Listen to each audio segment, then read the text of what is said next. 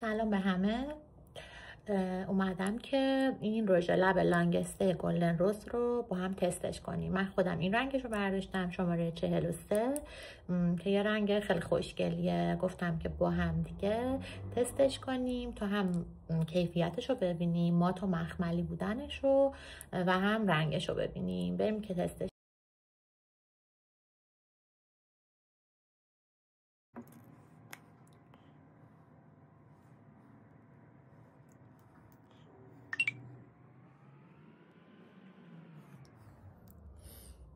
خب بچه ها، همطور که میبینید زدم.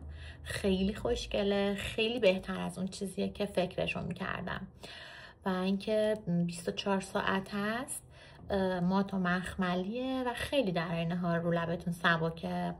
اینم از رنگ خوشگلش.